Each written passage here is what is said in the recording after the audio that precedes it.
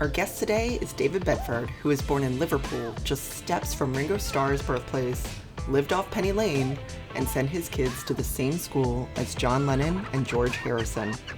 He's now a Beatles historian, author of 9 books, documentary producer, and he plays with the Quarrymen, the band that became the Beatles.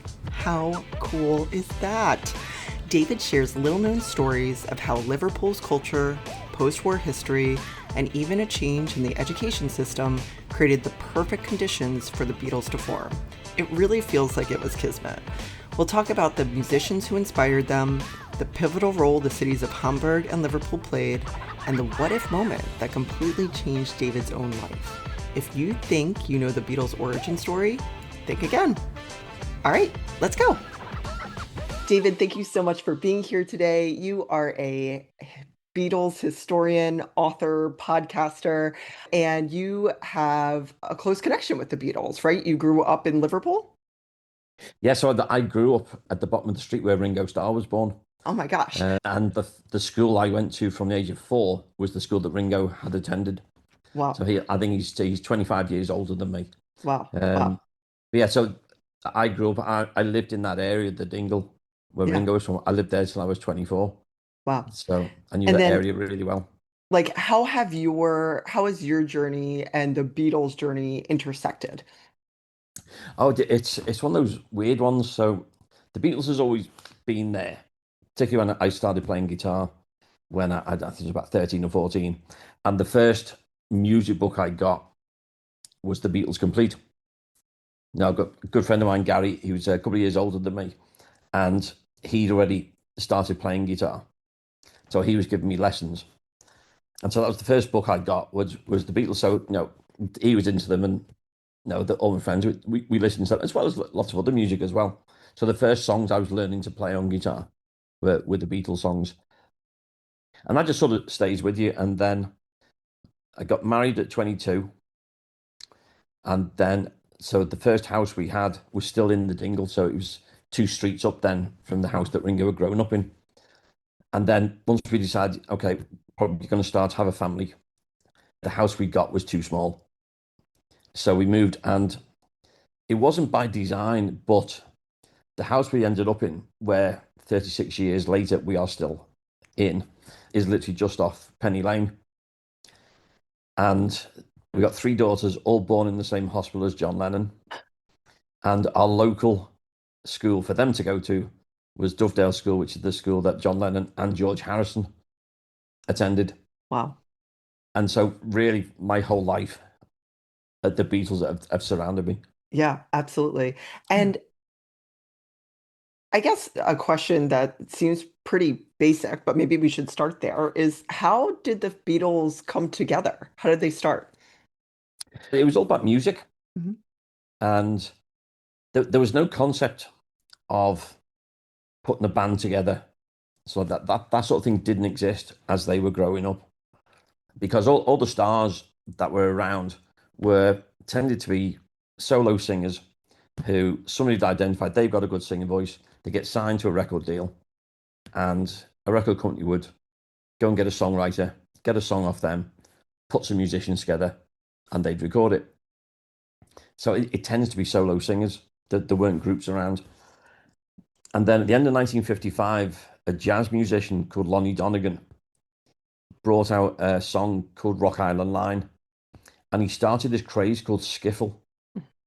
And it was a weird thing. The craze only lasted a couple of years, but when Rock Island Line got into the top 10 in January 1956, he was saying to all the teenagers, and this was the first time we'd had teenagers as well, so this whole group that the Beatles were in, he was saying, go and get some instruments. You can make some of them at home. Learn 3 chords. Here's 100 songs you can play. And so because of what Lonnie Donegan did, John Lennon, Paul McCartney, George Harrison, and thousands of other guys picked up guitars and formed groups. And they started having fun.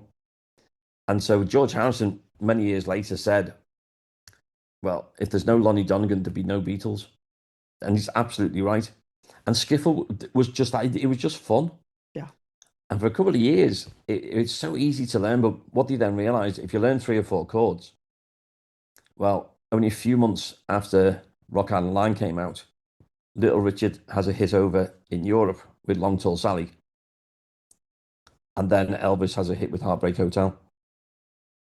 So very soon, Lonnie Donegan and everything he'd started with the skiffle movement starts dying out, because once you've learned those first three or four chords, those same chords will play your country music, but they'll also play your rock and roll music.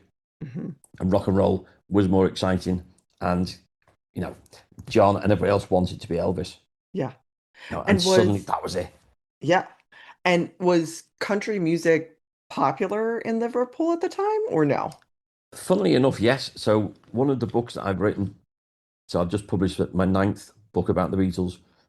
One that I published during lockdown, give me something to do. Yeah. It was actually called the Country of Liverpool, Nashville of the North.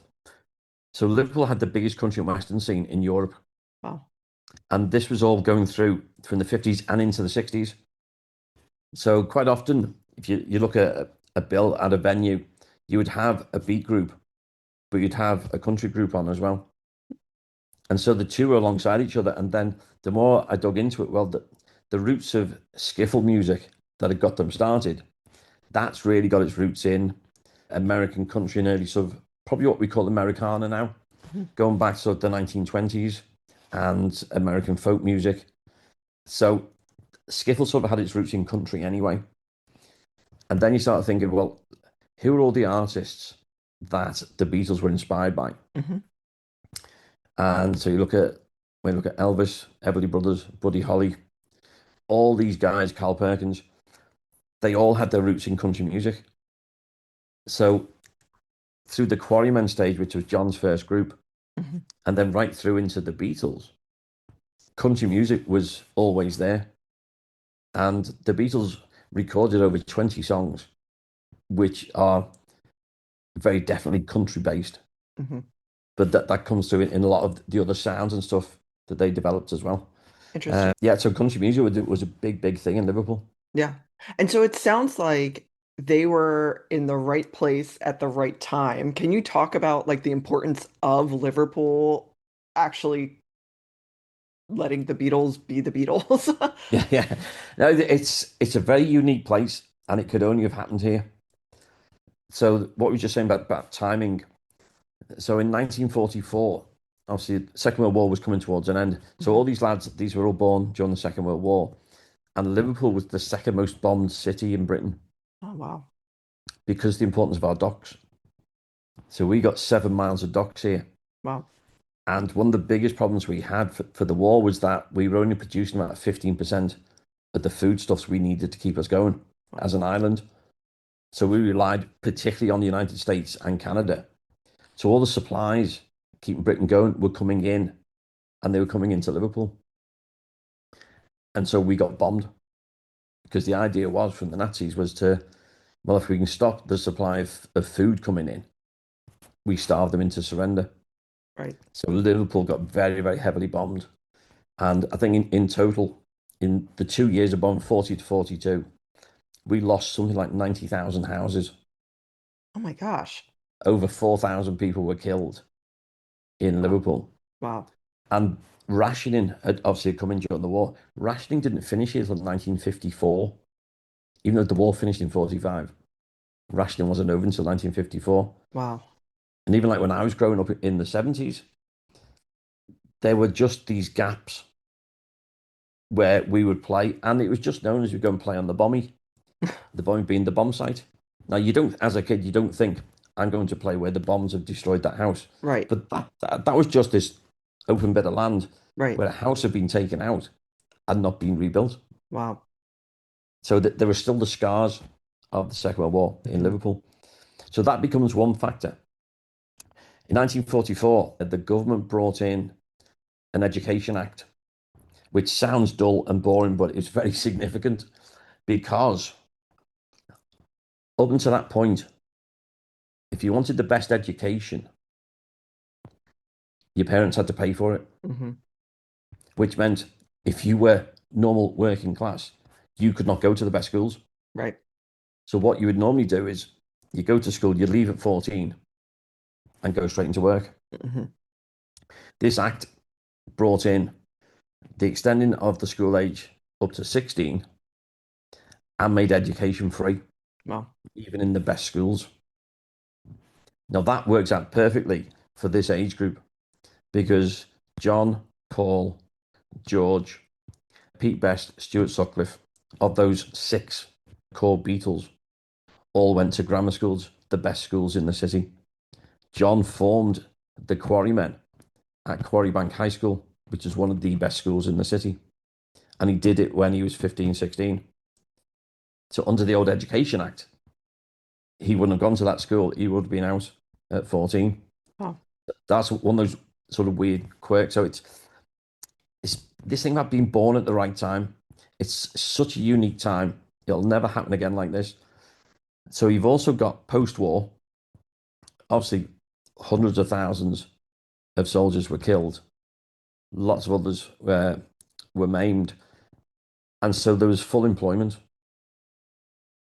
You know, you could walk into one job, do it for a couple of days. If you didn't like it, you could walk out and go and get another one. So that suddenly was not a problem. yeah. The economy by the mid 50s was starting to recover.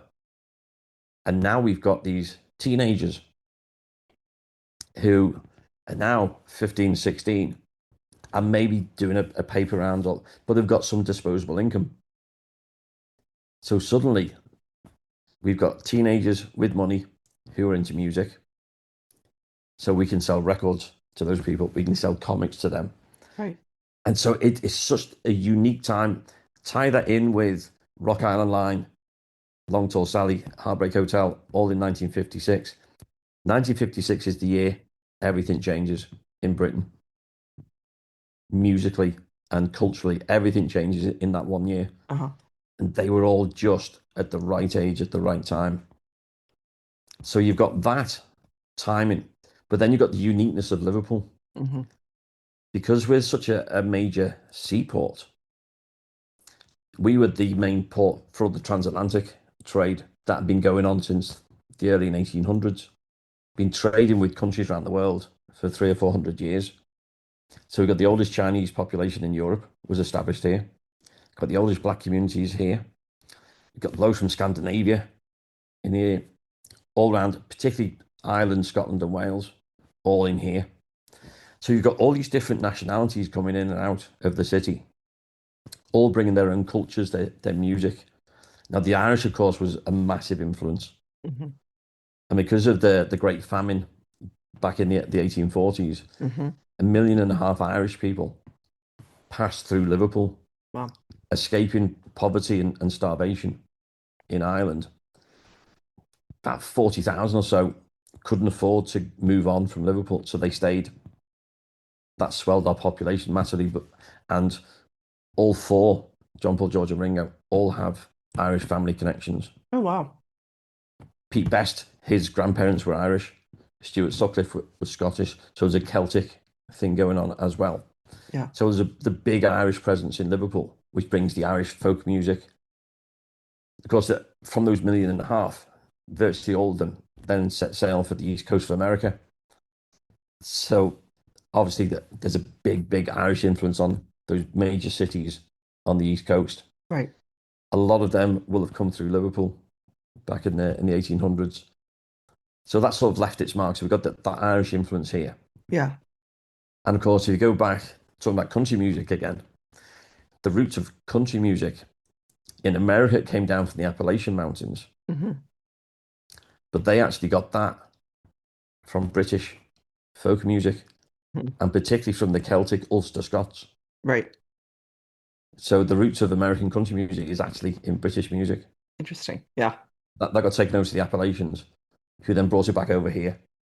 And then we sort of sent it back to you again. Yeah. And so it just keeps going Going around. back and forth. Yeah, But exactly. it is, so we share these things, it's great. Right. And that's what a lot of what the Beatles were doing, because they're all obsessed with American music. Hmm. And they just put a Liverpool twist on it and sold it back to America. Right. It was great. So we got all those cultures in here. Then we've got the Liverpool sailors. They were known as Cunard Yanks. Because what they were doing was they were sailing from Liverpool over to New York or over to Boston, and they work on like the White Star Line and on the Cunard ships. They get over there and have a few days off before sailing back. Mhm. But then they buy American suits and cameras and cigars and aftershave. And of course, they bought records. So these sailors are then bringing back all types of music. So a lot of jazz, but blues, gospel, R&B, anything like that. That was all coming in to Liverpool. And every group that was starting up knew somebody who had a relative on the ships. Yeah. So they're getting access to all those American records here before anything was ever released in this country. Yeah. And that's really only happening in Liverpool. Wow. Then on top of that, so the American influence is huge. And in some ways, I think Liverpool's looked more across to New York than it looks down to London. Hmm. We're sort of accidentally in England, but it's somebody once said we're the People's Republic of Merseyside. It's a very unique identity, Yeah. and we just happen to be in England. That's just a coincidence. But there's a lot of American influence here was massive. And of course, then when America joins the war after Pearl Harbor, well, all the troops that were coming over to fight came in through Liverpool. Mm. So there's well over 1 million American troops passed through Liverpool. Mhm. And all the American tanks and the planes, they were sailed over in through Liverpool. So we then have a big air base just outside the city called Burton Wood, which the US Air Force took over. That became the biggest operational air base in Europe during the war. And it's something like 19 or 20,000 American servicemen were based there. Wow. And they had a presence there right through till, I think it's about the mid 80s. Wow. So suddenly you've got Americans just outside Liverpool. Of course, once they've got some time off, they're going to come into Liverpool. Sure. Yeah. Now, originally, they would all come in together, which was a little bit chaotic. But of course, they were segregated back on base because it was seen as American soil. So, because we had a large black population here, the black American guys would go to other black clubs Hmm. here in Liverpool, and the white guys would go into the city centre to the other clubs. So then you've got Americans, quite often you have American musicians bring their instruments down, bring their records into the black clubs in Liverpool. And who was hanging out in the black clubs in Liverpool? John Lennon and Paul McCartney. Mm. Because there's a great guy, he's known as Lord Woodbine. And he becomes really key when the Beatles are becoming a rock and roll group in 1960. He becomes like a father figure to them. Hmm. He's the first singer-songwriter they'd ever met. And he's a calypso singer from Trinidad. He then introduces John and Paul to the local black musicians and takes them into those clubs. So they're then coming into contact with these American servicemen who've got all this amazing music, which you can't hear on the radio. Right. So they're getting access to all this American music in a way that no other city in Britain is doing it. So it Right. was so unique to be here at that time. Yeah. And it was almost like a little bit of America over in England. Right. Right. So Wow. yeah, Yeah. it's a very unique place. So you said that they formed in 1960. What did the group look like? How did it actually form? So John's first group, the Quarrymen, were Hmm. formed in 1956. Hmm. So because of Lonnie Donegan and Rock Island Line, we think somewhere around the June of 1956, at his high school, John starts the Quarrymen. Hmm. And it's just his friends. Yeah. You didn't need particular talent, which is quite useful Yeah. because they didn't have a lot of talent at the time. Because they're just learning. It was fun. Yeah. So John gets his best friend Pete Shotman, who plays a washboard. So he borrows that from his mum, but she uses that for doing the washing. Bill Smith starts a thing called a tea chest base, and that was just a wooden case that we imported tea leaves in. You painted that up, You got a broom handle, you tie some string to the top of it, tied string to the top of the box, pulled it tight, and it's a homemade upright bass. Oh my gosh. Yeah. Yeah. You could have somebody playing the spoons. Yeah. It was really was make it up as you go along. It's And feeling like it's Appalachia. yeah, exactly, Yeah. exactly. And when I think, because a lot of it goes back, say, to the 1920s in America, and skiffle sort of started in some of the poorer neighborhoods. It was almost like as a rent party. Hmm. If you're struggling to pay your rent, you invite your friends and Yeah. neighbors in, make your own instruments. Sometimes you'd have a one-string banjo Yeah. guitar thing, and you'd sing some songs, and people are throwing a few cents, and you pay your rent. Yeah. And that was a skiffle party. So that's sort of where the root of that is. So you've got these white middle class and working class lads in Liverpool singing all these American songs. They haven't a clue what they're singing about. Right. It's just, Right. Right. but it sounds good, so we'll sing about it. Sure. Yeah, because the Rock Island line is a train line that ran out of Chicago, so they got no clue what they're singing about. Yeah.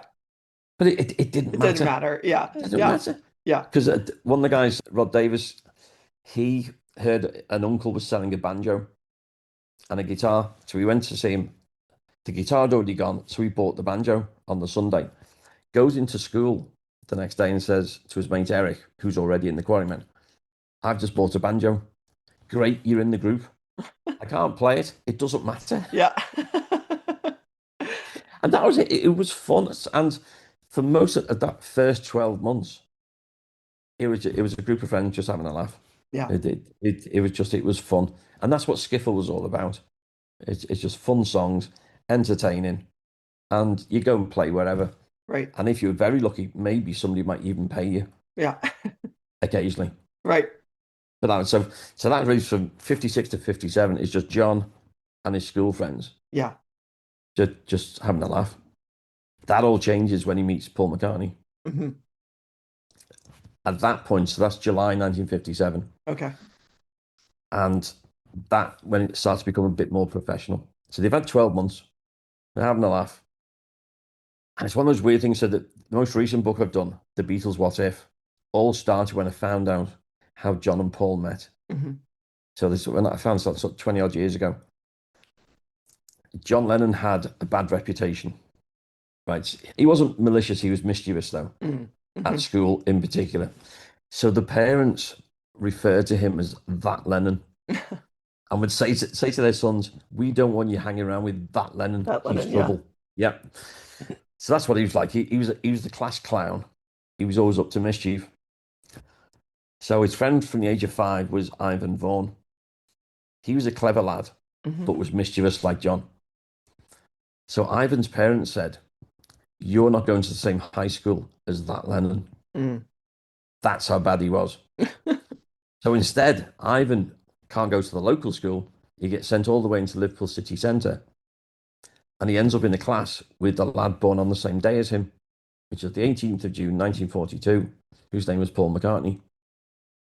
Ivan becomes friends with Paul. And it's Ivan who brings Paul to meet John. If you don't have Ivan Vaughan, John and Paul never get together. You Wow. don't get the Beatles. And that to me was mind blowing when I found that fact out. Yeah. And that was all because John Lennon was that Lennon. Right. I was absolute pain. Yeah. So that's that. So Paul comes to meet John. John can't even play the guitar properly. Okay. So he'd been taught by his mum, Okay. but his mum played banjo. So John tuned his guitar to his mum's banjo. So he only tuned 4 strings and he played banjo chords. So when Paul's come to see the Quarrymen perform, he's thinking, they're good. What the hell is John playing? Because they're not guitar chords. Right. So when Ivan introduced the two, and they have a chat for about 20 minutes, they talk about music. So obviously they like the same music, Hmm. same artists, same records. They're getting on really well. And Paul wants to know what the hell John was playing. Hmm. So John explains he plays banjo chords. So Ivan says to John, "Paul can play guitar. Let him show you what he can do." So Paul takes John's guitar. Well, the first thing he wants to do is to tune the loose top 2 strings Hmm. on the guitar. by learning to tune that and showing he could tune it like a guitar, he's now a better musician than anybody in John's group. Right. He hasn't played a song yet. Right. He just tuned it. But of course, Paul's left-handed. Paul had learned to play a right-handed guitar upside down. Oh, wow. Yeah. So you imagine you're John, who can't play the thing properly. Right. Here comes Paul, tunes it up, and then he turns the guitar upside down, and he starts playing 20 Flight Rock by Eddie Cochran, which is quite a recent record, and John loved that record as well. Uh-huh. Paul's playing the guitar upside down, and he can sing, and he knows all the words. That's it. Yeah. John knew he had to have him in the group Right. because he was going to make the group better. And one great thing, and I always give this full credit to John, he never had an ego of, why should I let somebody in the group who's better than me? That never mattered to him. Right. All that mattered was the music. Yeah. So he knows, if we're going to get better and move to the next stage, I've got to invite Paul into the group. Yeah. And immediately they start becoming a little bit more professional. Yeah. Yeah, Paul teaches John to play. And so that's July 57. Mm-hmm. By the end of 1957, everybody, apart from the drummer, Colin Hanson, is out of the Quarrymen. Okay. And George has joined. So by the end of 1957, John, Paul, and George are together. Okay. Now, they're not doing rock and roll till 1960. But the three of them, the core of the Beatles, are together by then. Gotcha. And then So that's 1957. how was George at the same school, or like how did he get included? Yeah. Again, these great coincidences pop along. Yeah. So George had actually been at the same primary school, elementary school as John, but 2 grades apart. Mm-hmm. So they didn't actually meet at that school. But then by coincidence, George's family moved to a brand new housing estate Mm-hmm. where 3 years earlier the McCartneys had moved. Oh, wow. Yeah, so George is then enrolled at the same high school as Paul. And they get on the bus one stop apart from each other. Same school uniform, 45-minute bus ride. Yeah. They become friends on the bus. Yeah. So Paul and George start learning guitar together. Wow. So many of these things are like Kismet. I mean, it's like really Absolutely. incredible. Yeah. Yeah. Yeah, yeah. Oh, it is. It's amazing. And the only reason George gets in is Quarrymen were playing, and there's quite a few instrumentals around at the time. Mm-hmm. And there's one called Guitar Boogie, and it was Paul's job to play it. And they're on stage, and he's only been with the group, 2 or 3 months. And they also turn around, look at Paul, and he got stage fright. And he just froze. Wow. I can't play it. So John made an excuse, and they carried on. Uh-huh. But afterwards, Paul said, I can't do that. I'm not good enough, but I know a lad who is. Yeah. So Paul then, and we think George did at least 2, maybe 3 auditions. And the main problem was, by this time, John is 17, George is still 14. Oh, wow. Yeah. That's a huge gap. That's a big difference. Yeah. Yeah, yeah. And John's thinking, oh, come on, do we really want a little kid hanging around? Right. But George went to see them performing, and afterwards, just on the top deck of a bus, George had brought his guitar, and he plays an instrumental called Raunchy. Uh-huh. And George just proves what a great guitarist he is. Yeah. John thinks, okay, he's a kid, but Right. he's going to make the group better. Yeah. We've got to have him in. That's awesome. Yeah. Yeah. So it's all these meetings. It's mind blowing. Yeah. And so your books, and I'm looking at my notes here, Liverpool, the Fab 104, Finding the Fourth Beatle, these focus on people sort of around the band. Yeah. And what inspired you to highlight these sort of unsung heroes in this story of coming together? I think it's because when I grew up as a Beatles fan, all I knew about really was John, Paul, George, and Ringo. Right. Yeah. And then I read something about the Quarrymen. I thought, okay, so John had another group. And so with the Dovedale School, where our daughters were at school, My wife and I were helping out with fundraising and doing events and things like that. Uh-huh. And 25 years ago, we did a big open day, and we just invited all former pupils to come along, and it Hmm. got national press Oh, wow. because of John Lennon and George Harrison being involved. And through that, the school got a big donation from Yoko Ono because she said John loved his time at Dovedale and she wanted to help the school, Oh, wow. which is great. So the first thing I ever wrote about the Beatles was writing for a Beatles fanzine about the donation that Yoko had made in John's memory. So that's what sparked the idea of writing about the Beatles. Yeah. I then invited the Quarrymen to come and play at the school, and I got to know them. And it's been great so that I got to know them then as friends over the years, Oh, wow. with the weird twist of 2.5 years ago, I was invited to join the Quarrymen. So I've gone from researching, writing about them, that I now play in the Quarrymen with two of the original members, Wow. Colin the drummer and Rod the original banjo player. That's very cool. So I think, how did I get to this Right. place? Like, how is The this my hell's life? Yeah. it's nuts because up to that point, when I left school, I worked in insurance, Hmm. which normally sends everybody to sleep at Right. that point. Right. And that's what I mean. I'd always play guitar. From age 14, I was playing guitar in church every week, so I was always playing. I'd had a couple of bands we put together in our teens, as you do. But then, work comes along, marriage comes along, kids come Right. along. Right. So I thought of a career as a musician was never going to happen. And I had a great job, and all went well until end of 1998 when we'd been away on holiday, and I came back and said I don't feel good. Yeah. Went to see my doctor, and he said I think you've got a frozen shoulder. Mm. It was aching. But he said we'll do some blood tests and stuff. So we did them, and it was baking. It wasn't clear, and we said I think you've got rheumatoid arthritis. Mm. I went, oh. I was at that point I was 34. Went to see a specialist consultant, and he said do the X-rays. Yeah, you got rheumatoid arthritis, but we can give you these tablets that'll help you. By the June of 2000, when I couldn't sleep, I couldn't concentrate, I couldn't do my job properly. My doctor signed me off work for a month, and I never returned to work. Wow. Yeah. So at 35, with a mortgage, wife, three young kids, I think, hang on, what happens next? Right. Now, Right. thankfully, because I worked for an insurance company, my job was insured. Hmm. So eventually, it took a while, but I was finally diagnosed with fibromyalgia, Hmm. not rheumatoid arthritis.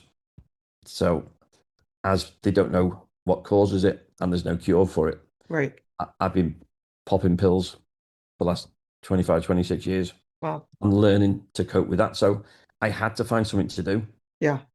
because my job was gone. I couldn't do that anymore. Right. Physically, I was restricted what I could do, which is very frustrating with three active young kids. Sure. But my doctor gave me the best advice. And he said, right, this is it. You've got chronic illness. We cannot stop that happening. We can control some of the symptoms with painkillers, etc. He said, but if you sit at home and feel sorry for yourself, you're going to be in pain. Hmm.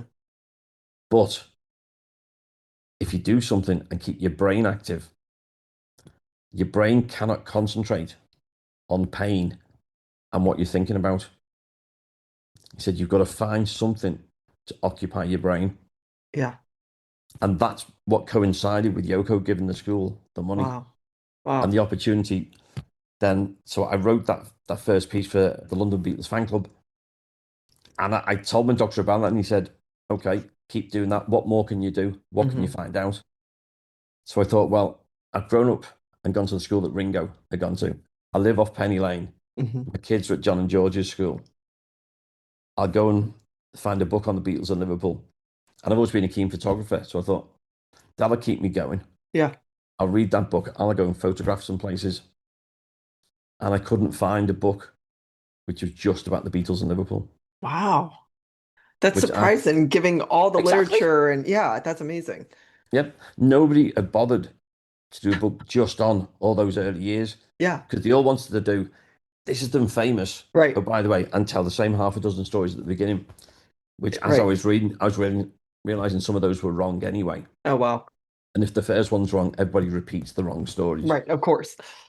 So then that then became, in a way, it became my therapy, Yeah. sort of to keep my brain active. I started wanting to find out more about the Beatles and Liverpool. So I Hmm. started buying books and reading them, finding the errors, and just sort of thinking of just trying to gather it all together. Now, one of the problems with fibromyalgia, apart from all the physical problems, is brain fog Hmm. and short-term memory issues. And I noticed that my brain had gone from being razor sharp, remembering everybody's names and stuff. Sometimes I can look at somebody I've known all my life, and I had to go, hang on a sec, I know who they are, get the contacts, what's their Yeah. name? It's Yeah. frustrating. So I was reading these books, and I get about 3 pages and thought, what have I just read? Oh, gosh. Yeah.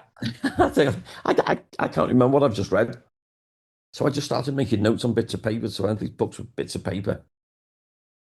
Then the idea sort of then developed and developed of, well, maybe I should write the book about the Beatles and Liverpool. Yeah. And that's what I ended up doing. So Liverpool, my first book, came out. So 9 years after I'd given up work is when that was published. I got a publishing deal. I think it was about 2007. Hmm. So I was working for all those years just Wow. as something to do, Wow. just to, and to give that focus. And my wife was just absolutely amazing. She went back to work, and it's weird how these things work. She'd worked for a bank beforehand, and she'd given up the work to have the children, Uh-huh. and she started childminding, looking after children in our house, Sure. and she just was naturally brilliant at that. Yeah. And that sort of skipped on to, she then got sort of headhunted to go and work in a children's centre, Oh, wow. and then became a nursery inspector. Headhunted from that to go and run a huge nursery for 10 years. Wow. Then resulted in 3 years ago, we bought our own children's nursery Oh, my gosh. Yeah. as a family business. Yeah. And so it's weird how all those connections of what happened all those years ago, Yeah. we've ended up with a family business in childcare, which none of us envisaged at all. And two of Right. our three daughters worked there Yeah. with us as well. And that sort of, when you got to the whole thing of the Yeah. Beatles, what if, is that we all have big what if moments in our life. Yeah. And that was my one. And one of the things I try and say to people is, I got hit like a sledgehammer with, you signed off work, you're not going back to work. No, and it was difficult trying to adjust to meds and all that kind of Oh, stuff. yeah. But if that hadn't have happened, I wouldn't have done any of this. Right. No, I never would have been writing about the Beatles. Right. Published 9 books, done 2 documentary films, been working on a play coming out this year, working on a movie, been working on TV documentaries, on radio. I mean, it's all these things, playing with the Quarrymen, Right. Yeah. traveling around Europe and traveling the world, playing with them. All of these amazing things, none of that would have happened if I hadn't been signed off work Right. those years ago. And so eventually, I want to try and put my story together Yeah. in a book to try and give hope to people who've got a chronic illness like that, Right. and say, look, there are ways of living with it and coping with it and actually thriving Yeah. with it. Yeah. So it's weird that all these years later, this is how I end up doing all of this. Yeah, that's an incredible story. Yeah, Really incredible. yeah. And you've obviously interviewed friends and family and former bandmates, and what has been your maybe most memorable moments in those interviews or stories that really surprised you? Oh, the biggest one would be working on the book Finding the Fourth Beatle. Hmm. Because in the previous book, the Fab 104, I'd identified 104 people in the story of the Beatles. So these were bandmates, people who taught them to play, other bands they'd been in and stuff. Uh-huh. So that was great fun. Yeah. For that book of finding a guy who'd been talked about for years And the Quarrymen had already said there was a guy at school who said to John, "Why don't you start a group?" Mm-hmm. He said his name was George Lee. Nobody knows what's happened to him. And the great thing was, through my first book, I managed to track down who he was Wow. and interviewed him and got his story. So, and in fact, so he said to John, "Start a group." And John said, "Well, I haven't got a guitar." And he said to him, "Well, I've got a guitar I can't use. You can play that." Oh, wow. So finding the very first guy who started everything, that was a buzz. But sort of the biggest controversy in the story of the Beatles really is when, right on the verge of fame, Pete Best, the drummer, Mm-hmm. is kicked out and replaced by Ringo Starr. Mm-hmm. Now, for Liverpool, I'd interviewed Pete, and I thought I'll be cheeky and say, "Thanks for your help. Would you consider writing the forward Yeah. to the book?" And he said, "I'll read it." And he read it and said, "I absolutely love it." And so Pete Best, the Beatles drummer from 60 to 62, wrote the forward to my first book. Wow. I'm still very grateful to him for Yeah. doing that. So his story always fascinated me Yeah. because, here's this guy who's joins them right at the beginning of being a rock and roll group, goes out to Hamburg with them, which is where they learn to become a band. Right. Hamburg is what makes them. And then as the Beatles, John, Paul, George, and Pete, they get Brian Epstein as the manager. Mm-hmm. And without Brian, they don't get out of Liverpool. They get the record deal with George Martin and Parlophone. But before making the first record, Pete's kicked out and replaced by Ringo. And there's been so many myths over the years. That was the one story I wanted to try and resolve somehow. Mm-hmm. And I did with doing the research for the Find the Fourth Beatle book. And I thought, there's got to be a story here somewhere. And I'd read about Brian Epstein's lawyer had given him advice. So I tracked him down, and his lawyer still lived in Liverpool. So I went to interview him, and I spent 2 or 3 hours with him. And suddenly, the obvious things have been staring us in the face. So, hang on, I realised. So we've been told since 1962 that Brian Epstein brought Pete Best into the office and fired him. In talking to Brian's lawyer, he said Pete Best couldn't be fired. Yeah. And, oh, of course. You can only fire somebody if you employ them. Mm-hmm. Well, Brian didn't employ the Beatles. The Beatles employed Brian. Right. So Brian couldn't fire him. Right. So then I found another lawyer who'd drawn up a partnership agreement between John, Paul, George, and Pete. And in UK law, you can't fire a partner. So Pete Best could not have been fired. Interesting. So what it turns out is that Brian had to convince Pete he was being fired without ever telling him he was. And that's what happened Oh because my the gosh. recollection of the two of them was identical. Wow. Brian says to them, "Don't know how to tell you this, Pete, but the boys want you out. And it's already been agreed that Ringo's going to join on Saturday."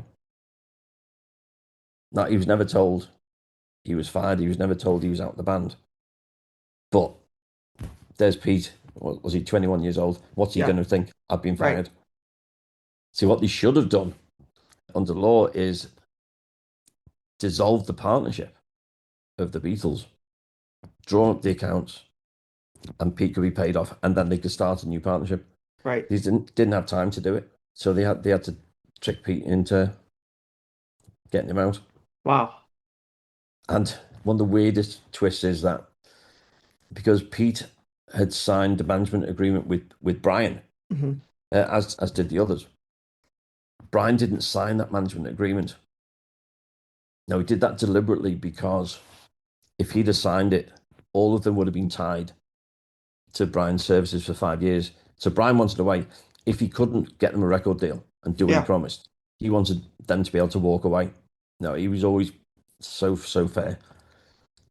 But because that contract was there, Brian still had to find work for Pete. Yeah. So we offered him a role in another group which he never would have taken.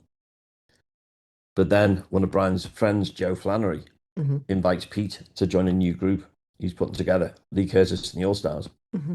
By Pete agreeing to join the other group, he quits the Beatles. Wow. Yeah. So at that point, by then, this was what, 2017 or Uh-huh. 18 when I did that interview. Yeah. And all those years, I've not seen what was staring us in the face. Because it's one of those lovely twists. When I worked in insurance, I did a qualification in contract law. And so that has actually come in handy a few times. That's something like, oh, hang on a sec, yeah. Like sometimes say, when they went for an audition, no, they were under contract. No, they weren't. They were not audition. Right. So I learned the basics of contract law. So who'd have known there'd be a Yeah. connection between insurance and the Beatles? There you Yay! go. Exactly. Woo! I know when I think the Beatles, I think insurance. So, Yeah. from your perspective, you have studied the Beatles, you studied everything around it, right? And all the context around it. Why do you think, in your opinion, why do you think the Beatles endure today? It's Yeah. fascinating to me. I Yeah. can't, I'm trying to think of like any other band that has endured in the same way that the Beatles have. Well, they won't Yeah. because if you're the first to do something, Mm, everybody else comes after them. hmm. See, when they brought out their first single, George Martin had wanted them to sing somebody else's song, which is what artists did back then. Sure. They stood up to George Martin and said, we cannot go back to Liverpool Right. and hold our heads up and sing a poppy song like that. Right. We want to do our own song. And to be fair to George Martin, he Yeah. let them do it. Yeah. And so anybody now who's in a band, then the chances are you can thank the Beatles because they made that four-piece band the thing. Yeah.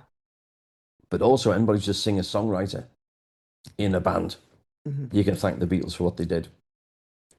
Anybody wants to put great artwork onto a record cover, you can thank them. They were the first to do that. Hmm.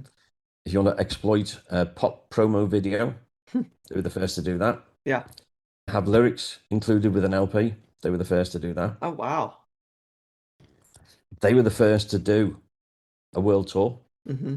in 64. Nobody had done that before. First to play a stadium gig, Hmm. which they did in 65. And one of the biggest things they did, which sort of is reflected in what we were saying before about the makeup of Liverpool, in 64, on their tour of America, they actually had it written into a contract that they refused to play to a segregated audience. Mm. Now, in 1964 America, that was huge. Huge. And in a way, it was a gamble Yeah. from them Yeah. to face losing venues. Yeah. But they just could not get their head around having grown up in multicultural Liverpool Right. with friends from black musicians and the fact that they loved Little Richard and Right. Chuck Berry, who were bigger over here than they were in Yeah. the States Yeah. because America still had the race charts. Sure. Yeah. They could never get their head around that. And they said, there is no way we're playing to a segregated audience. Yeah. So being the first to do all of those things, Yeah. everybody else is coming their wake. So Yeah. even whether you're talking about, the Rolling Stones, who followed in their wake, Hmm. they were always the second Yeah. to do what they did. They only started writing their own songs because they couldn't get a hit. So John and Paul gave them a song, I Want to Be Your Man, Yeah. which on the album had only been sung by Ringo. Uh-huh. They gave that to the Stones, and that became the Stones' first hit. Wow. And Stones only got their contract Yeah. because George Harrison tipped off the head of Decca Records and said, because Decca had turned the Beatles down at the Wow. beginning of 62, biggest Yikes. business mistake ever. Yeah. Yikes. And I think George phrased it something like, if you don't want to make the same mistake twice, go down to the Crawdaddy Club in London and sign the Rolling Stones. Yeah. Wow. So he did. Wow. Do So you? that's why they endured because they were the first. Yeah. Yeah. And do you think I mean, we would never know, but do you think the Beatles could have been created and achieved the success that they have in today's society? You know, like with social media and everything else, do you think it would be replicable or no? Oh yeah, definitely. Yeah, Again, they were the first to properly engage in doing press interviews. yeah, You know, the ones and the funniest ones were always when they went to the US in '64. uh-huh. And the American journalists had no idea what they were letting themselves in for because you got these four irreverent lads Yeah, from Liverpool, and everybody here is a joker, yeah, you know. And people thought well, the Beatles were outlandishly funny. They were just typical Liverpudlians, okay, so they didn't take anything too seriously. yeah, And so they would take the mickey out of the journalists and stuff, and they'd have fun, but they'd have everybody in, fits of laughter. yeah, Again, nobody had done that before. It was always dress smartly, very, answer. yeah, Yeah, yeah, yeah, that, yeah, that was not them. They were irreverent. yeah, You know, and you think then the first film they then do, A Hard Day's Night, hmm has become the template for any group that wants to do a film. You right, look at that because that is still the best. It's still yeah, so yeah. They were unique, and I don't think that could be replicated. But I think they was also very media friendly yeah, most of the time. John could be a liability at times. hmm Paul would sometimes shut John down if he was going to be too outrageous because sometimes he just wanted to shock. gotcha, okay, Yeah. yeah, And one of those things, and it's one of the scenarios we looked at in 1963 at Paul's 21st birthday party. uh-huh, So by this time, they've got number one single, number one album in the UK. Beatlemania is just starting. yeah, And at the party, John turned up drunk and ended up, well, he punched a woman God, and then he beat up one of their closest allies, Bob Wooler, who's the DJ down at the Cavern. why? It's a complicated one. John wasn't a very good drunk, Yeah, and Bob Wooler was one of the funniest, wittiest guys ever. hmm Now, John had just been on a holiday with Brian. Now, Brian was gay when it was still, a criminal offence hmm in this country till I think early '67. John and Brian had been away, and that was just John getting to know Brian, sure, establishing, he was the leader, etc. When he'd gone to that party, Bob Wooler said to John, "How was the honeymoon?" mm, Now, a sober John with Bob, they were good friends, would have laughed. hmm John, who'd got himself drunk, took great offence at his manhood being questioned like that. hmm And so he lost it and really beat up. He had to be dragged off Bob, oh and Bob wow, was hospitalised. wow, Now that only made it, I think, just inside one of the daily newspapers, inside page, small column. That was it. wow, Now imagine that today. oh my gosh, yeah, Everybody's got the it'd be cameras, haven't they? everywhere, yeah, yeah, yeah, And that would have been, they'd have been cancelled. yeah, And that's June '63. wow, wow, And that could have been absolutely the end of their career. yeah, absolutely. Are there any moments in your research that you're like, oh, I wish I could have been a fly on the wall for that moment, or Yeah, the place that I would love to have been was North Liverpool on the mhm, 27th of December 1960. So all the groups in Liverpool at that point, and you have to understand that groups were hired as dance groups. mhm, So they turned up in suits and ties and they had to play the songs like the records and people danced. The lads had come back from Hamburg, which is like the sex center of Europe. I mean, uh-huh, and it still is. It's wild. And they'd learned how to be a band over there. yeah, So they come back, not in suits and ties, but they're in jeans, cowboy boots, leather jackets, growing their hair long. Everything's turned up loud. yeah, They start and they launch into Long Tall Sally uh-huh, with Paul doing his screeching Little Richard impression, which he was yeah, brilliant at. And suddenly people stop dancing. yeah, Went, what the hell's that? yeah, And they stop dancing and they go to the stage. And and they just watched because the Beatles had learned how to entertain a crowd. Wow. So what we take for granted now, when you go and see a band, Right. you go to watch them. Right. Back then, you were hired just as the background music for people to dance to.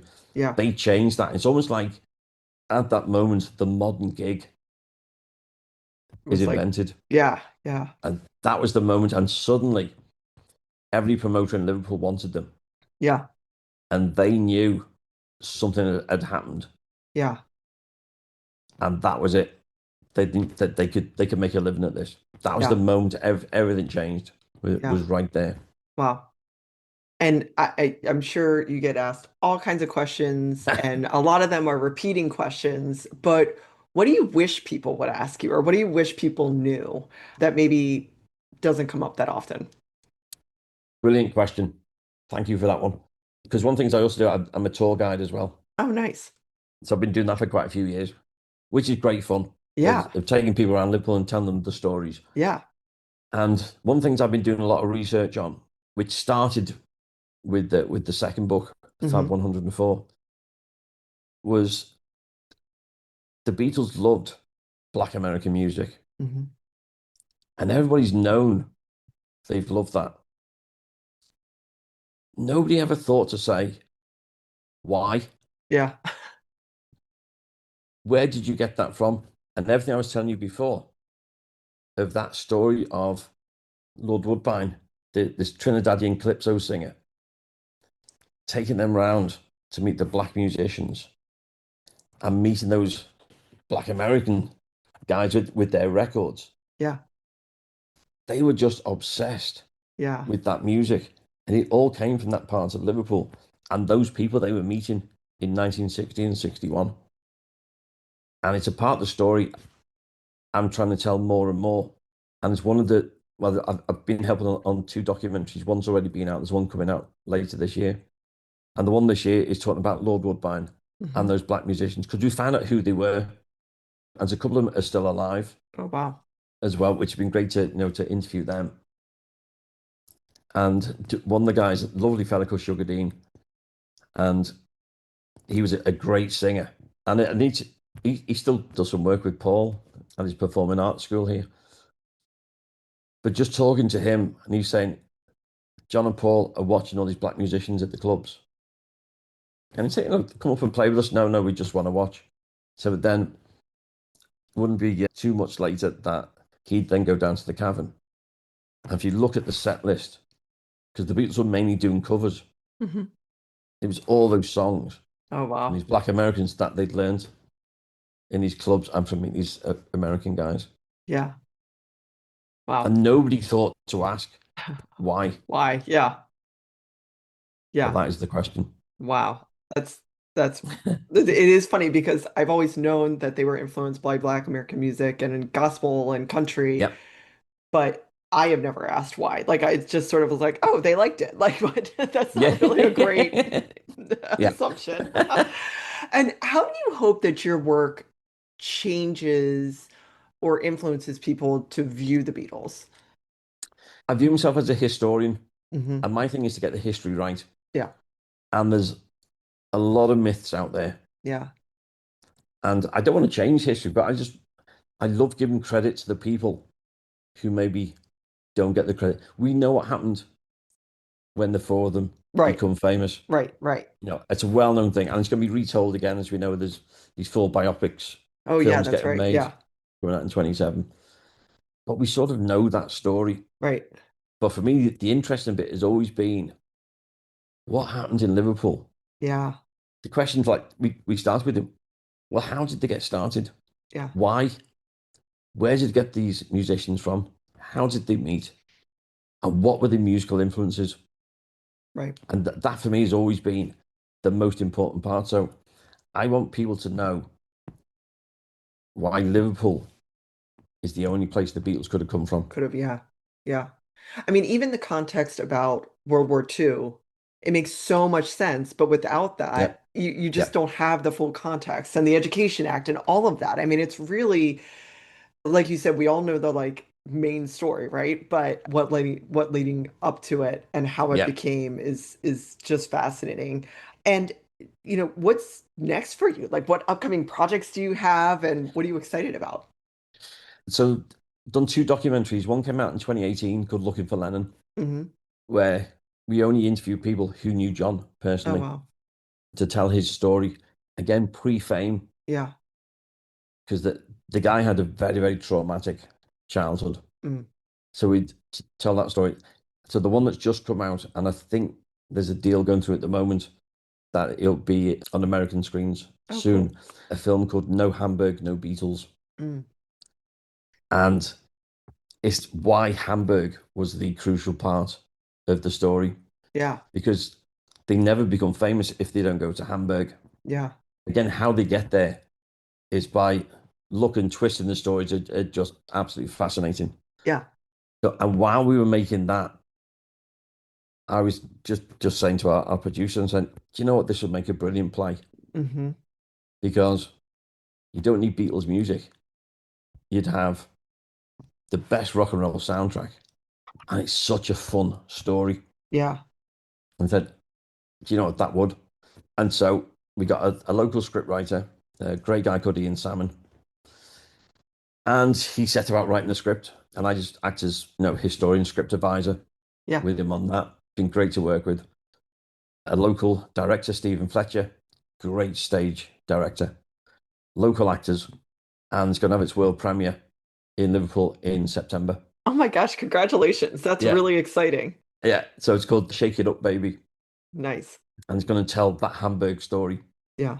and it tells it with the fun, you know, and just that experience of what they went through, Yeah. of how they became the musicians that they did.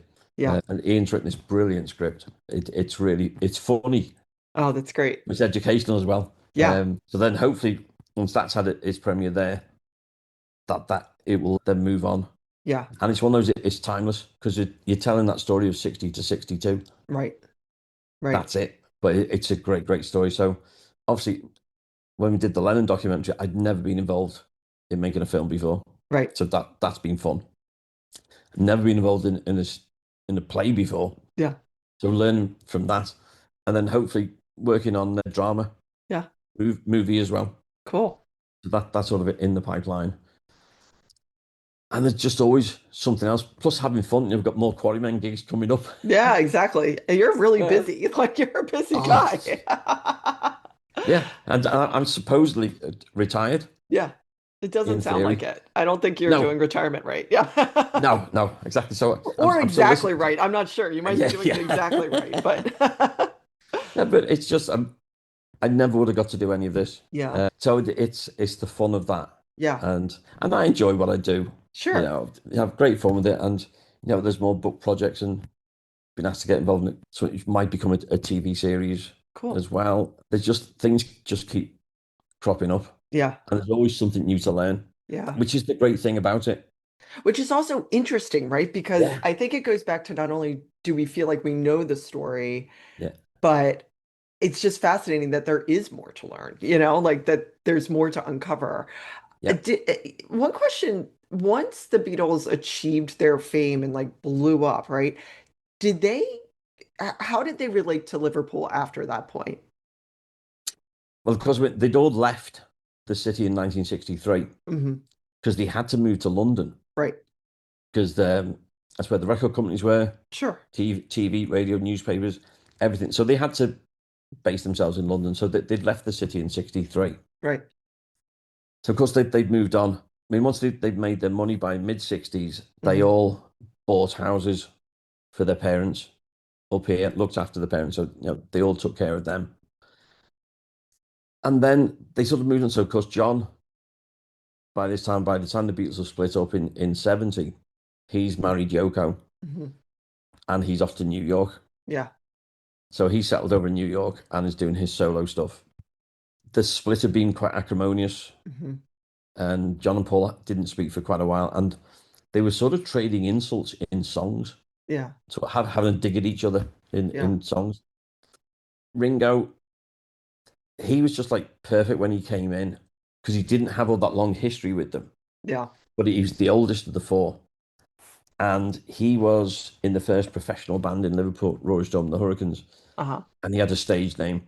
So they had this respect for him, but he had the personality who never needed to dominate, but could keep friendships with all of them. Mm-hmm. Now that got a little bit frayed, but he was the one who managed to record with all three of the others. They never got all four of them back together. Yeah. But thank me, John Paul then healed the rift. So nothing was happening in Liverpool in the 70s. Yeah. All that changes when John gets murdered Mm. in December 1980, which again is still vivid for me. I was 15, so I was still at school. Oh, yeah. And the way that affected the city was terrible. Oh, I can't imagine. Yeah. No, it was horrible. But of course, there was no Beatles tourism here. Mm-hmm. The original cavern had been knocked down in 1973. Oh my There was, gosh. yeah, there was nothing for people to see. Wow. But then, of course, fans start coming to Liverpool and want to see all these places. Right. And if ever there can be a positive that can come from John's death, is that somehow Liverpool realised the legacy Mm. of what the Beatles had created. Yeah. And now Beatles tourism is one of our biggest incomes. Wow. We have 100 cruise ships stop in Liverpool every year. Oh my gosh. We have millions of visitors coming here, and the Beatles is one of the main things. It's either that or Liverpool Football Club. They're the two main reasons people come to Liverpool. Yeah. So it's sort of that has become a multi-million pound industry. They reckon it's worth probably between 80 and 90 million pounds a year Wow. to Liverpool. Wow. Just Beatles tourism. That's without them doing anything And these at all. teenagers, these teenagers are creating this and have no clue what's in No, store and what the no, impact that they're going to have, not only worldwide, but on Liverpool. I mean, exactly. it's wild to think about. It's huge. It's Yeah. huge. Yeah. So Yoko's been doing stuff for years in John's memory. Uh-huh. She's done lots of great stuff here. Probably the one who's done the most has been Paul. Mm. He'd had this idea of having something like a fame academy, performing arts Hmm. place. So when his old high school closed in the early 90s, he bought his old high school and it became the Liverpool Institute for Performing Arts. How cool is that? And not only did he put money in, help set it up, help run it, he'll then do master classes there. So beginning of June, Bruce Springsteen was in Liverpool Wow. to do a couple of concerts. On the second concert, Paul got up and did a couple of songs with Springsteen. Wow. But during the week, Paul had invited Bruce in to Lipper, and they gave, just a masterclass to the students there. Yeah. I mean, that's a And pretty good combination. it's a pretty good one. Yeah. But if you enroll at Lipper, at graduation every year, Paul McCartney will be on stage. Well, He never misses. that's great. Yeah, that's really great. So he's not just put some money into, it's a tax write-off. Right. He's been heavily committed to it. That's But he's wonderful. there every year. So within it being about 2 weeks' time, Paul will be back in Liverpool Very for cool. the graduation. Have you ever met him? No, No. Yeah. no. I'd love to be able to sit down with him, Sure. sit down with Ringo. Yeah. And with Ringo, it would be different because I talked to him about the dingle. Sure. Because one of the things that always annoyed him was some of these early writers were saying, no, Ringo grew up in the slums. It was never the slums. Never Where the did that slums. come from? Why did they say that? Because people were writing about Liverpool, probably never visited the city, Gotcha. Yeah. knew virtually nothing, and thought, oh, this will make sense. So then if somebody does it prominently in a book and somebody, well, that must be true, I'll just copy that. Mm. And they were all the things that I was finding out, which were just annoying me. Yeah. And I'm thinking, you've written this book, you're making money out of the Beatles and out of this book. You haven't even bothered to come to the city. Yeah. Yeah. Yeah. I feel that way about, I lived in Washington, D.C. for Yeah. over a decade. And it's so funny what people outside of the area think D.C. is like. And I'm like, it's just a town. Like it's really not like, it's actually really cool. Like I knew my neighbors and Yeah. like it's, Yeah. but you see it, the only time you see it is like on Scandal or House of Cards or like Yeah, some thriller, and it's like actually, yeah, no, it's kind of normal. Like yeah. so. And what would you, if you had the opportunity to meet Paul, what would you want to talk to him about? Or no? About the music, Yeah, because for yeah, me, that's what the legacy ultimately yeah, will be the music. The way people talk about these composers like Tchaikovsky and Beethoven, hmm etc. yeah, We're a couple of hundred years on from them, but we're yeah, still talking about because the music was great. yeah, That's what their legacy will always be, yeah. is because the music was just brilliant. It was just solid. Yeah. Yeah, yeah. You got genius, and you end up by the time they get their last recorded album, Abbey Road, out there, hmm George Harrison's songs are as strong, if not slightly stronger, than anything John and Paul were writing. Right. What band does that? Right. That they were just so the music is what is going to endure, Yeah. which is the great thing. So, it's the music. I'd love to just talk to Paul about music. Yeah. I know other famous stuff. I'm not interested in all that kind of stuff. Yeah. I just want to talk about the Liverpool days. Meeting John, doing the stuff with the Quarrymen, Yeah. the music he was listening to, all that kind of stuff. That's what I want to know about. Yeah. Yeah. And then this sort of is out of order, but when they got to, how did Hamburg become Hamburg? Like, how did it get to be so important for them to be there and to learn really how to be a band? Do you want the short or the long version? Let's do the short version. That's Yeah, fine. yeah. Because I want to highlight Liverpool, but I just think it's No, interesting. Hamburg's I wouldn't have crucial. thought of Hamburg as like such a critical moment Yeah, or city, rather. no. Well, one of the books I did a few years ago with two friends of mine was called The Beatles' Fab Four Cities. And it's the story of Liverpool, Hamburg, London, New York. Hmm They're the four cities that define the Beatles' career, Yeah. and they're all similar. Mm. And I got the idea for when I first visited New York, because I connected, why would John want to go and live in New York? hmm Then I went there and thought, yeah, I get it. Oh, I get it. Yeah. Yeah, it's just a very big Liverpool. Yeah. And Hamburg is the biggest port city in Europe. Yeah. And London is a big port city. Yeah. All got this sort of unique identity. Got it. Yeah. Yeah. So the four cities are connected. So Liverpool and Hamburg, ships have been sailing between them for 200 or 300 years. So how it ends up is that the Caribbean steel band that Lord Woodbine hmm was leading, hmm they were playing at a club called the Jacaranda, where the Beatles were hanging out. hmm Some visiting sailors had been in Hamburg and had just arrived in Liverpool. And the Caribbean Steel Band were like the biggest hit in Liverpool city centre. They're playing the Steel Pans, hmm but they were taking the songs that were in the charts at the time and arranging them for the Steel Pans. That's cool. They're absolutely brilliant. John Yeah. and Paul were obsessed with them, Oh, yeah. absolutely. So these sailors say to them, Hamburg's got this nightlife, but the music scene over there is rubbish. Mm. You should go over there. And because these guys were originally from Trinidad, they thought nothing of, okay, let's go. Now, they didn't think to tell Lord Woodbine or Alan Williams who'd booked them. They just upped and went. So Woody and Alan walked in and said, where's the band? Here's a note, they've gone to Hamburg. Oh my gosh. That's like So they a went over there. comedy. Like, It is. yeah. So this is all in the stage play. Yeah. Because it's mad. It's mad. So it's actually Lord Woodbine ends up speaking to one of the guys who've gone out there.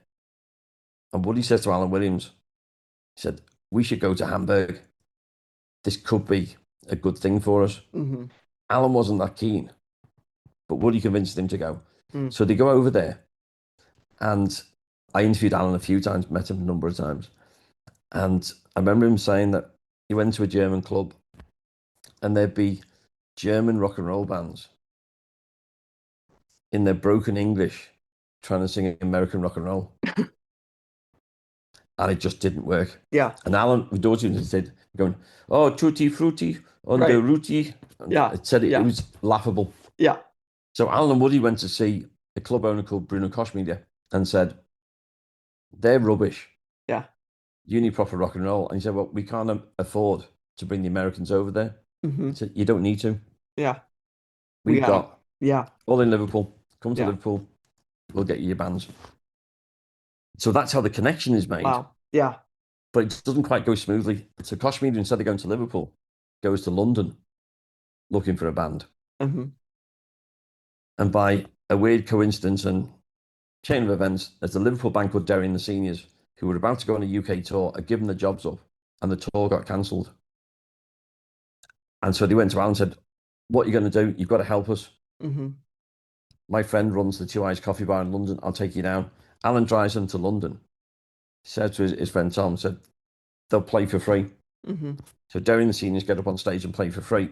Then Alan looks over in the corner and said, hang on, that's Bruno Kashmir from Hamburg. So Kashmir had come to London.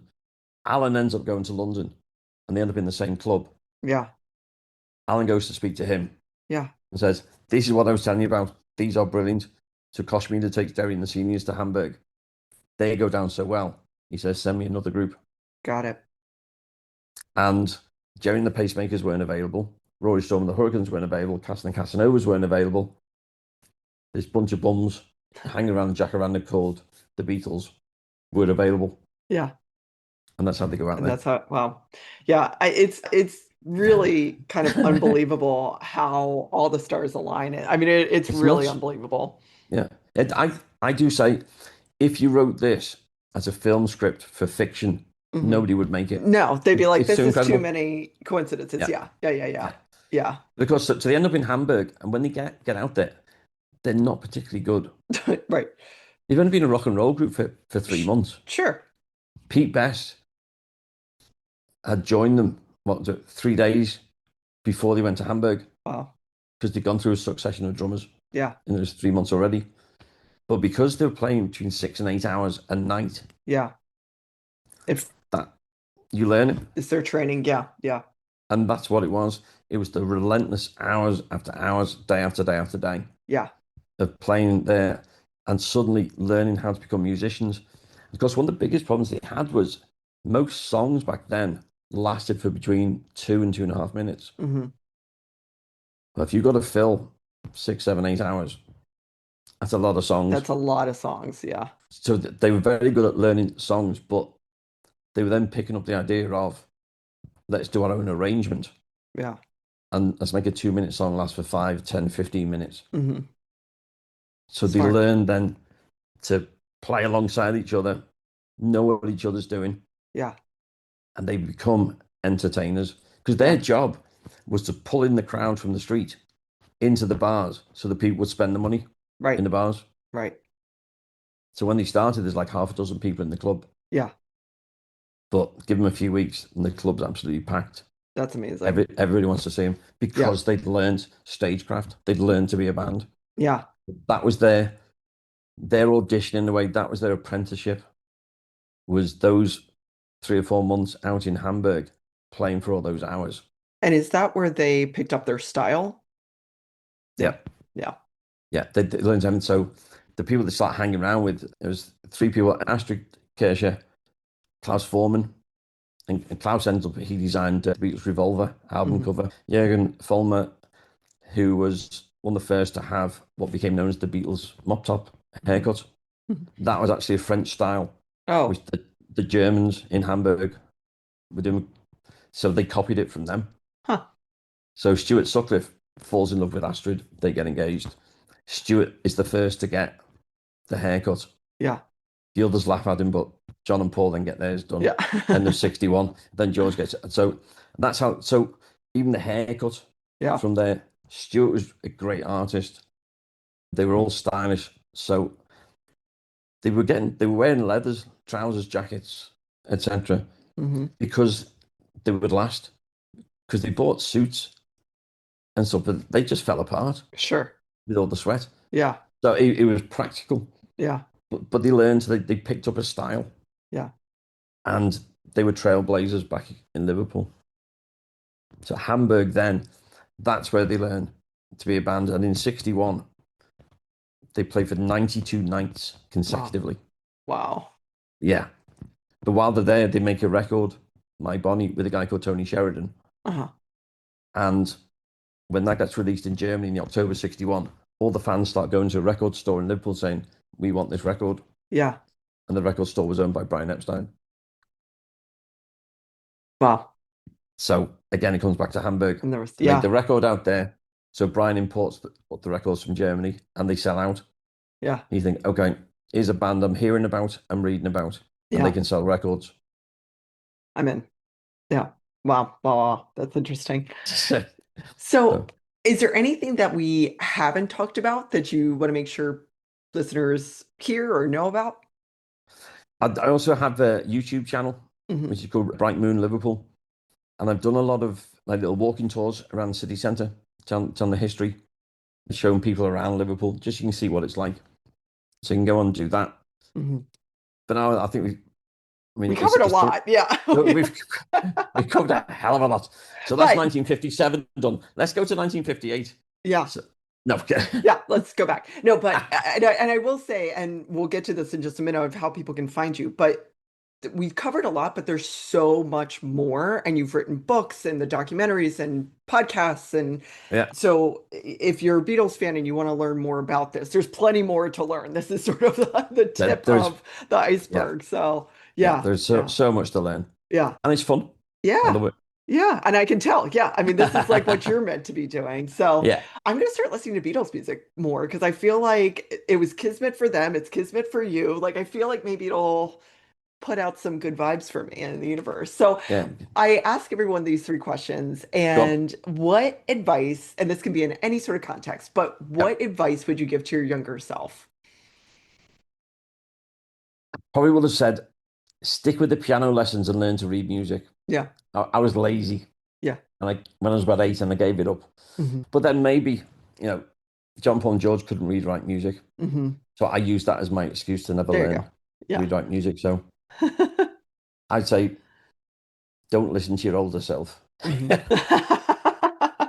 You're having some time travel going back on this advice. I like it. I Exactly. like Yeah, that. yeah, yeah. Were you forced to play piano or was it something that you wanted to? There's a piano in the house, and my older sister had started doing piano lessons. Hmm. Hmm. So I thought, yeah, I'd like to do that. Yeah. But I got bored so Yeah. quickly because classical music was not for me. Yeah. And it's the same thing that Lennon had tried with guitar lessons. He did 2 of those and thought, that's boring. Yeah. Paul had tried piano lessons, got bored with it. It just, the music didn't grab me. Gotcha. Yeah. And it's got to. And that's why I got into the guitar. So, but the weird thing is, I now play piano. But I play piano because I taught myself by guitar chords. Gotcha. Yeah. So Yeah. I'd learned that in my teens. Yeah. And from learning guitar, I learned bass. So with the Right. Quarrymen, I play bass. Okay. An So actual bass, or are you using like a oh, no, a crate no box proper or yeah. Well, no, what we do is, which is great fun, because we did the gig a couple of weeks ago. And so I have a proper electric bass. Uh-huh. But because the songs we do are the songs the Quarrymen were doing Yeah. back then, so we do all the skiffle That's stuff. cool. Like for the first half dozen songs, we have a teacher's bass in the washboard, Oh, cool. and we invite members of the audience up, so they have a go at playing those That's while cool. we're doing the songs, which Yeah. is brilliant fun. Yeah. It is fun. That's awesome. And what do you love most about this work that you're doing?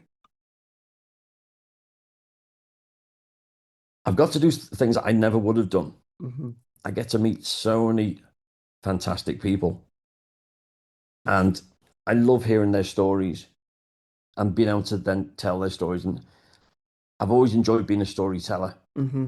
So with my books, I tell the story. So when we do the tours, it's great taking people around Liverpool, and the biggest ones, taking to Penny Lane Yeah. and explain what the song's about, Yeah. which nobody got until I worked it out. Because you have to know the area of Liverpool for it all to make sense. And I love just watching people's faces when you say, Oh, I'll never yeah. listen to that song again in the same Yeah. way. No, so Well, now I that's, have to come that's take a tour. I want to know. my work here is done. Yes, exactly, exactly. That's great. And so if people do want to listen to you or read your books or take a tour, how can they find you? How can they connect with you or watch your play? Yeah. So website davidabedford.com. Links Easy. for everywhere is from there, davidabedford.com. Okay, It's all from there. cool. So Yeah. apart from that, I've got nothing else to do. Well, David, you have been just such a delight. Thank you for sharing Thank your you. wealth of knowledge. This was really fun. I learned a lot, and I feel like I'm going to be on your website figuring stuff out because I have so many more questions now. And your approach is so different than anything that I've heard. So it's been really fun learning with Good. you. Yeah, Good. Oh, no, it's been a pleasure. Really, and you've asked some great questions. good, That's what makes it fun. good. Thanks again. Thank you so much. Thanks for listening to Wait, What Do You Do Again? For more information about today's guest, or if you'd like to be on the show, please visit megdeford.com. See you next time.